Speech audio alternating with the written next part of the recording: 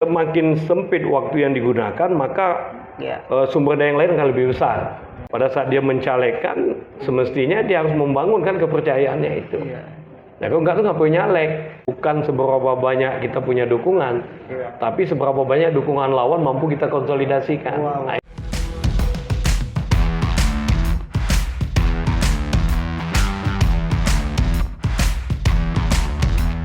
This is your life. Assalamualaikum warahmatullahi wabarakatuh, teman-teman musikal. Jumpa lagi dengan saya Hadi.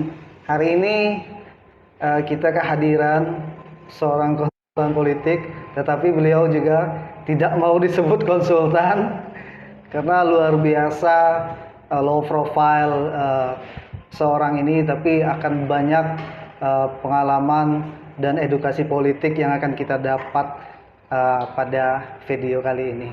Langsung saja kita sapa Kanda Babul Khairin.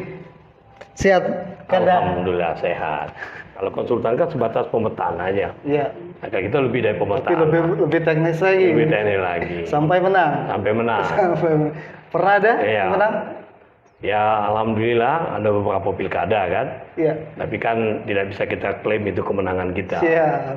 Ya, kemenangan banyak orang lah yang bekerja untuk memenangkan yang bersangkutan. Iya.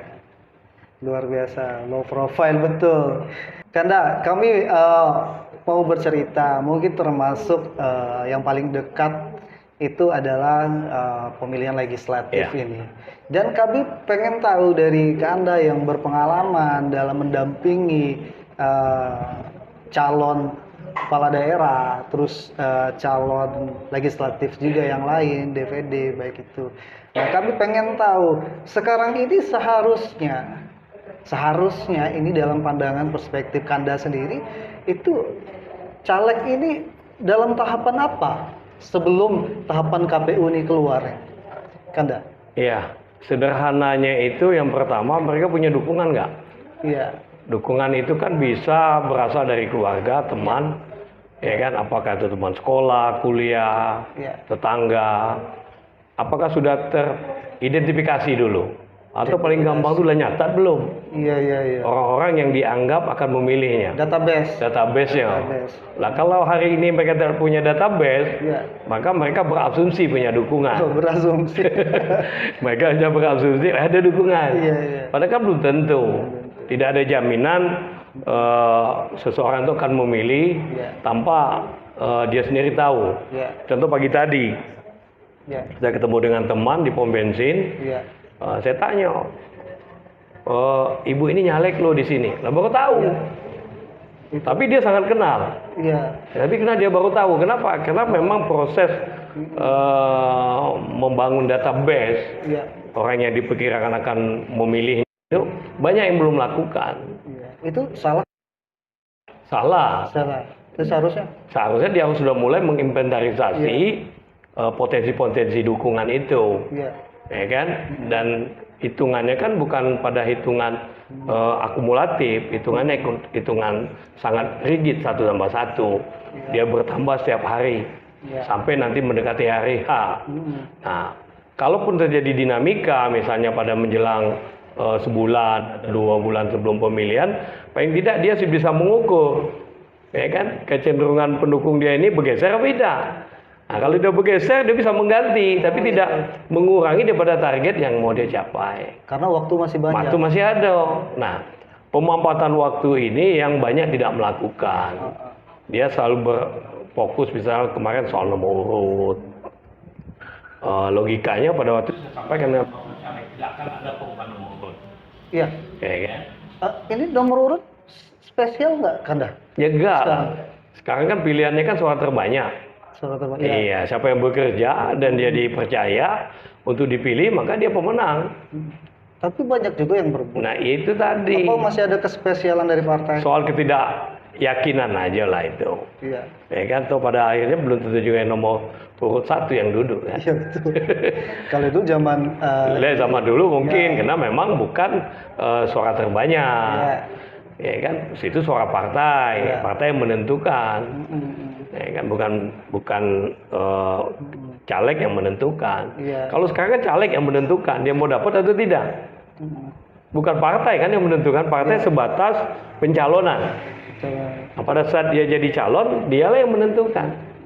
Tapi kan bukti partai juga ini sayang nih, nomor 1 sayang banget. Itu personal itu, Linda. Jadi itu bicara kepentingan kan, bukan bicara soal hati. Tidak ada hati ya, tapi tetap orang yang didudukkan di nomor tertentu itu paling tidak ya mungkin kontribusi dia bagi partai. Iya. Nah ini ada kontribusi terhadap partai yang nggak ada, tapi mau nomor 1.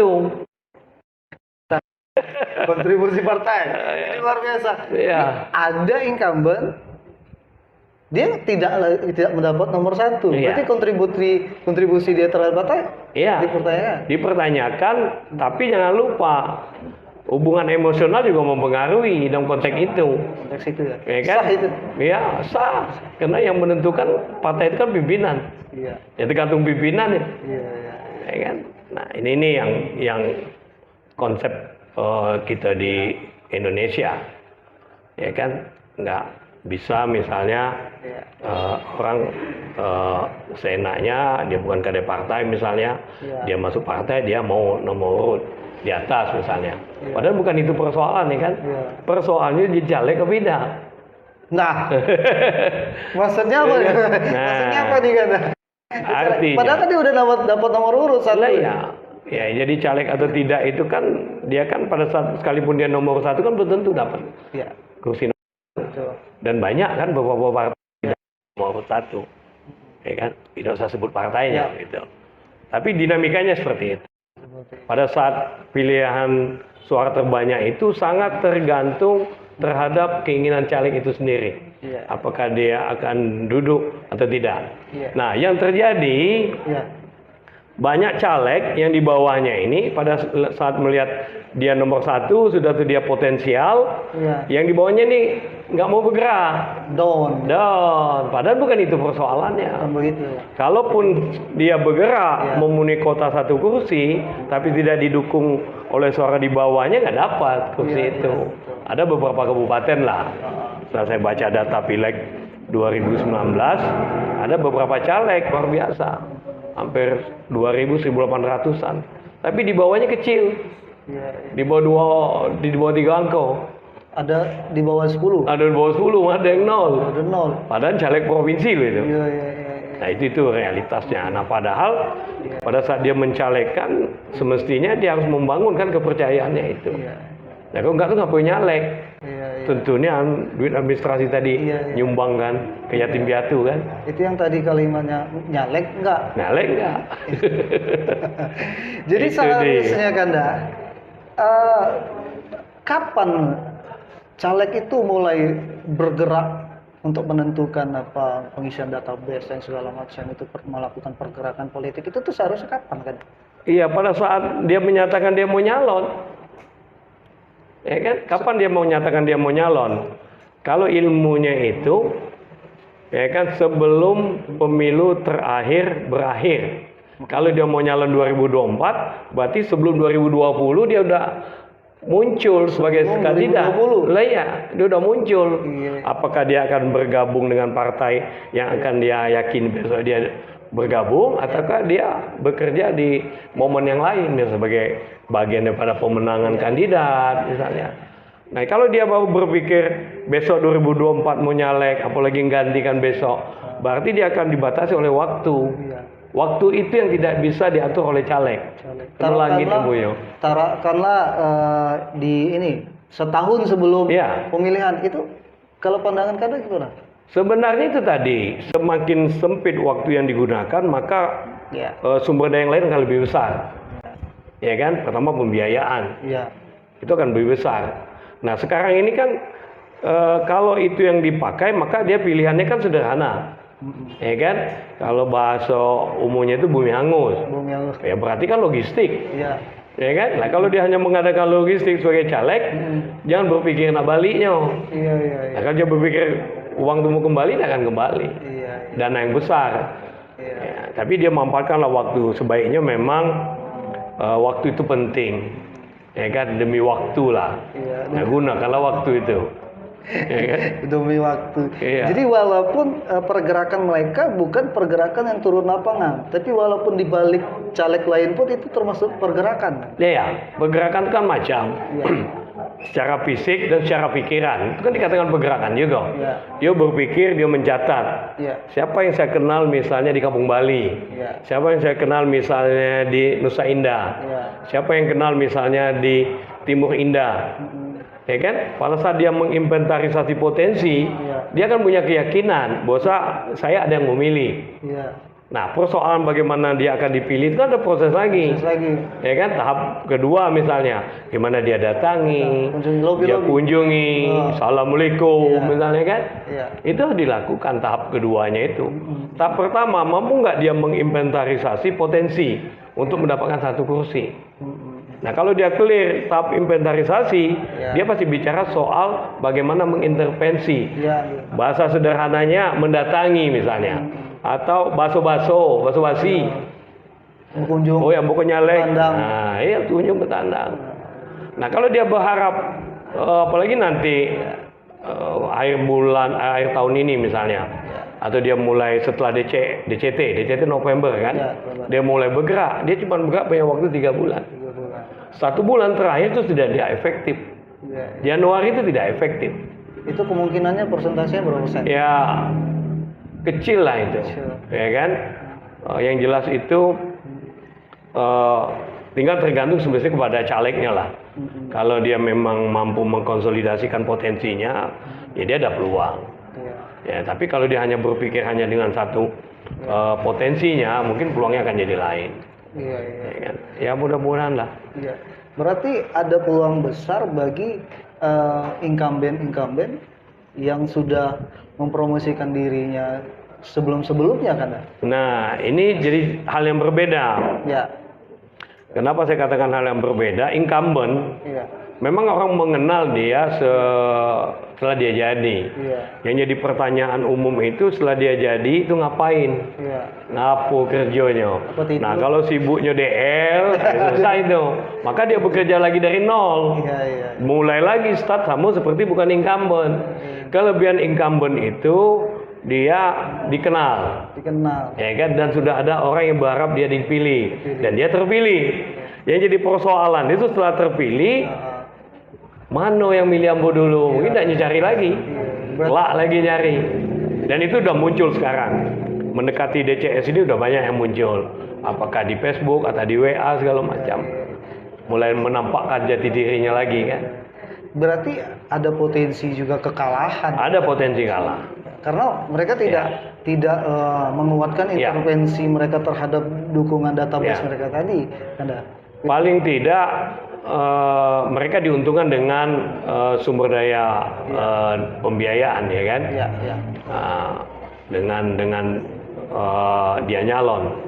Kalau dia dikatakan memambakan waktu, dia sudah punya waktu 5 tahun Iya. untuk saya dipilih lagi. Jadi pertanyaan, selama terpilih itu apa yang mereka kerjakan? Terhadap pergerakan Pergerakan untuk mengarah ke konsolidasi ada tidak? Kalau ada ya dia berpeluang dipilih lagi. Ya, Kalau sebaliknya kan dah, yang betul-betul tahun ini gas boy, baru muncul tahun ini. Ya, Gas, yaitu boy. tadi masyarakat ini kan tidak semuanya kan karakter masyarakat kan beda-beda. Ya, Ya tergantung tempat bermainnya. ya, Kalau misalnya tempat bermainnya ketemu yang idak, Ya. mubazir. Pasti. Tapi kalau dia ketemu dengan yang tepat, ya mungkin peluang. Ya kan? Jadi Banyak-banyak faktor. Itu yang kita harus lihat dari waktu ke waktu kecenderungannya seperti apa. Kalau kecenderungannya misalnya nanti ada potensi, maka mungkin dia akan memobilisasi lebih besar lagi. Ya kan, mengamankan kan? Ya, karena untuk menang itu sebenarnya bukan seberapa banyak kita punya dukungan, tapi seberapa banyak dukungan lawan mampu kita konsolidasikan. Wow. Nah, itu yang mabuknya lagi. wow. Oke. Berarti hampir sama dengan apa bisnis ya? Lah iya. Yang membedakan dengan bisnis itu dia ada opnam produk. Iya. Kalau politik ini kan enggak. Iya. Dia akan berhenti pada waktunya. Iya. Walaupun Anda punya satu kontainer logistik, tapi dia bisa Anda gunakan juga nggak ada gunanya. Betul. Tapi Nah, untuk saat ini Kanda, ada nggak solusi bagi caleg ini yang sudah terlanjur mereka keluar di tahun ini? Kanda? ya tetap itu tadi, seberapa besar dia mampu mengkonsolidasikan potensinya, itu dulu kuncinya. Tidak mungkin mereka mau nyalek itu, mereka tidak punya keluarga, tidak punya kawan, ya kan? Iya. Tapi kalau dia di rumah aja, tidak pernah keluar rumah, ya siapa yang mengenalnya? Iya. Keluar rumah juga, tapi tidak punya agenda, misalnya konsolidasi atau ketemu dengan orang, mendatangi, juga dia ada peluang, ya kan? Makanya saya katakan di awal tadi, bagaimana dia menginventarisasi potensinya, Iya.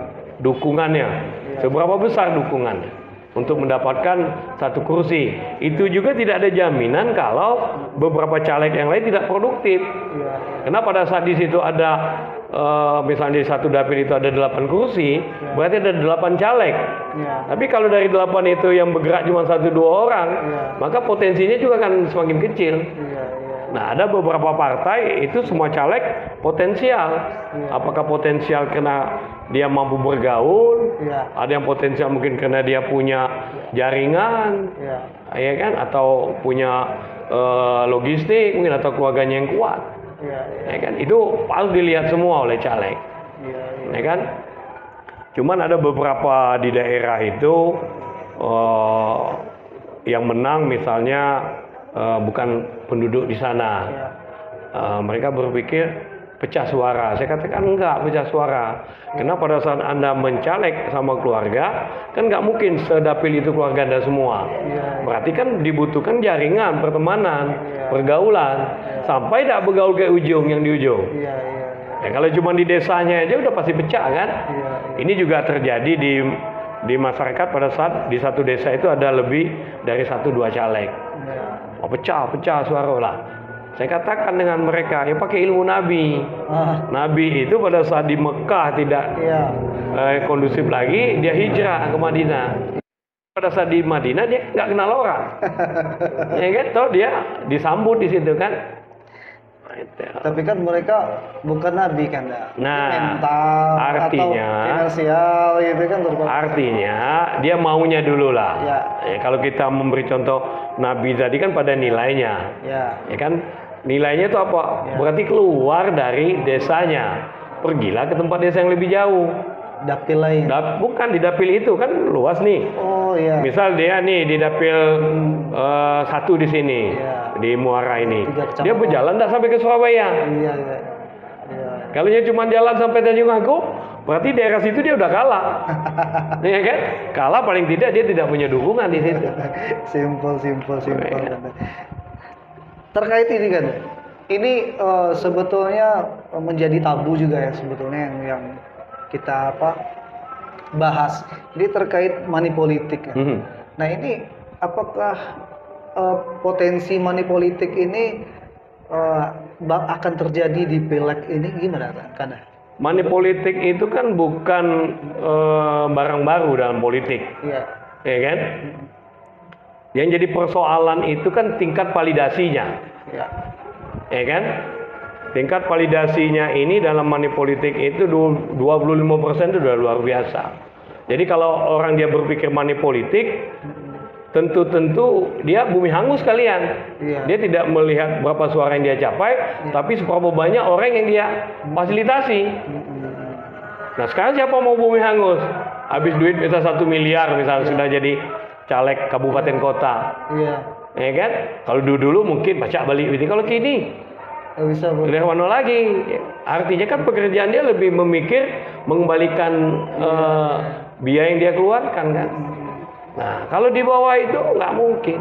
Berarti ini himbauan khusus juga untuk masyarakat. Oh iya. Dan masyarakat kan yang dirugikan. Saya katakan begini. Kalau Anda hari ini Anda transaksi, maka Anda hanya mendapati hari ini. Tapi Anda bertransaksilah dengan mereka untuk 5 tahun ke depan. Nah, ada beberapa kali saya ke lapangan, saya diskusikan soal itu, mereka nyambung. mulailah berpikir untuk bicara soal 5 tahun ke depan. Iya. Ya kan? Jadi anggota dewan tuh banyak pintu-pintu masuknya itu. Iya. Ya, kalau dulu kan mungkin hanya ada misalnya reses. Iya. Kalau sekarang kan sudah ada pokok-pokok pikiran. Iya. Menjadi kalau dulu kan dititipi tidak tahu. Iya. Ya kan? Kalau kita kan masakan udah tahu. Oh, dewan itu nitipnya kemana? Tahu. Ya, saya aja salah satu bendara cerita sama saya, oh di tempat kami sini loh, Bang. Nah, ya kan? Nah, apakah dia efektif? Nah, saya melihat Iya. lebih pada kepentingan kegiatannya, bukan pada kepentingan konsolidasinya. Itu Semestinya kan dia jadikan anggaran itu untuk konsolidasi. segregasi atau persentase. Persentasenya diatur misalnya kan.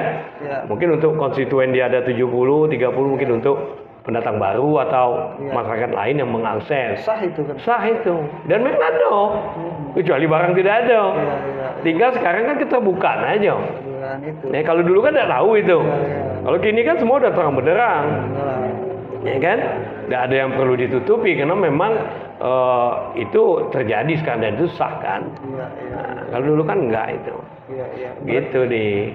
Berarti untuk teman-teman caleg juga yang di nomor urut di bawah nomor 1 ya, Iya. ya jangan takut, Betul. terus berperang gitu kan, terus konsolidasi, memunculkan potensi-potensi Oh, iya. diri gitu. Karena juga nomor 1 pun juga baik itu incumbent pun punya potensi kalah. Betul. Ya kan? Nah itu. Jadi tetap semangat teman-teman caleg di rumah.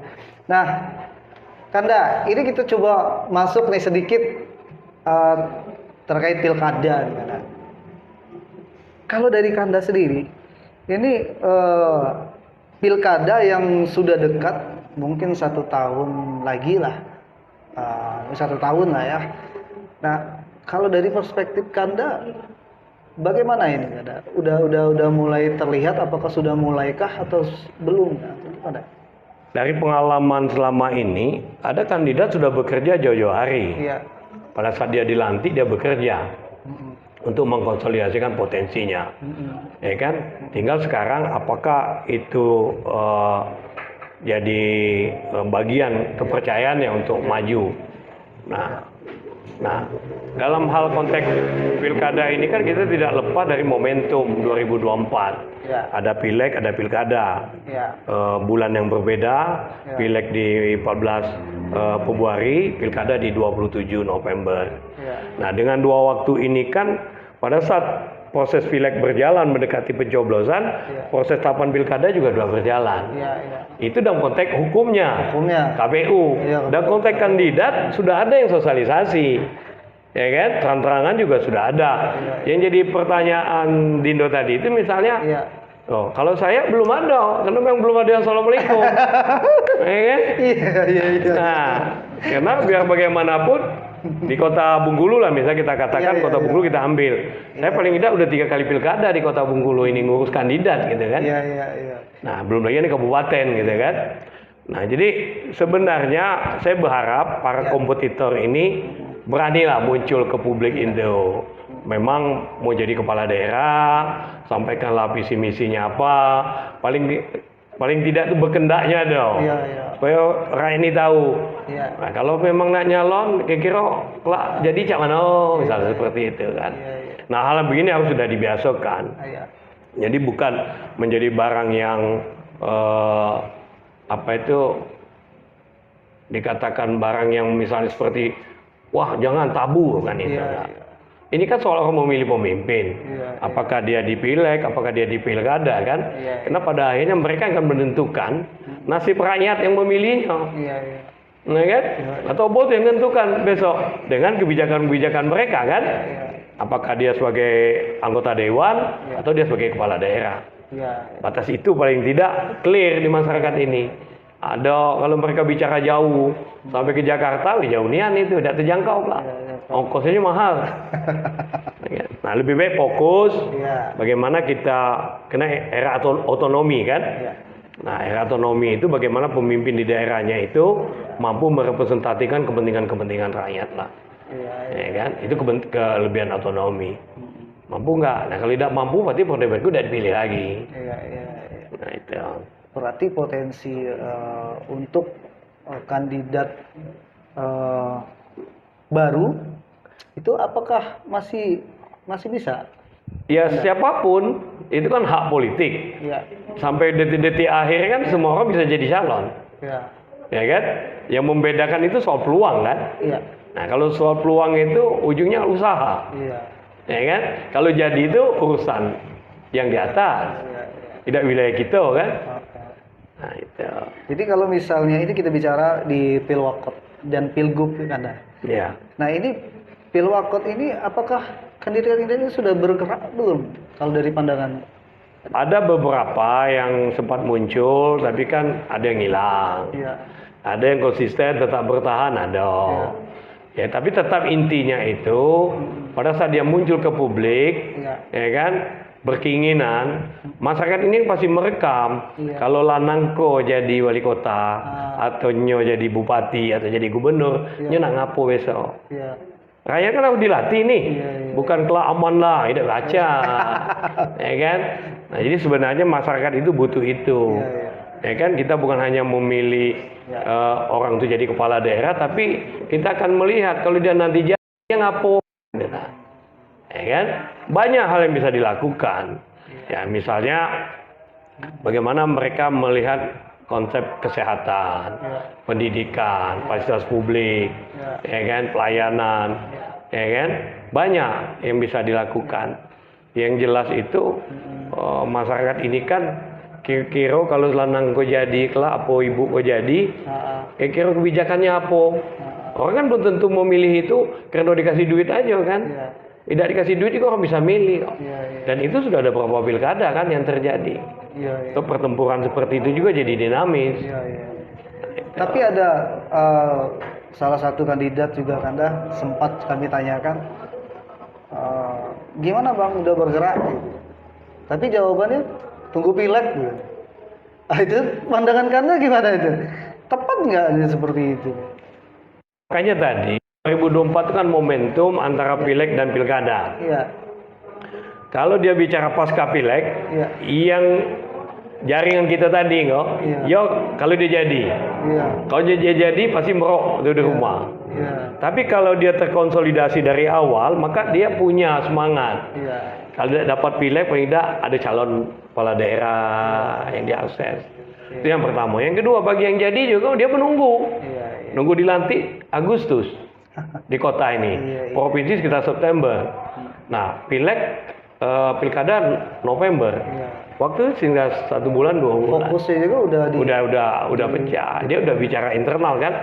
Tidak mikir lagi orang nak nyalon wali kota. Tidak mikir lagi nak calon bupati, calon gubernur. Pengen? Nah, dia lebih fokus di dalam. Kita ambil pelajaran sendiri teman-teman. Karena kalau kita bahas dengan Kanda ini habis 1 hari nggak cukup. Nggak cukup. 1 hari nggak cukup. Ya, kan? Tapi alhamdulillah hari ini kita mendapatkan edukasi politik dan pengetahuan politik yang luar biasa bagi caleg juga. Ini adalah sebuah peringatan juga dan sebuah referensi juga untuk bisa berkonsolidasi lebih keras. Ya. Kan? Pada teman-teman musikal juga, dan dukung kami terus dengan cara subscribe, like, dan komen. Kami pamit undur diri. Terima kasih. Wassalamualaikum warahmatullahi wabarakatuh.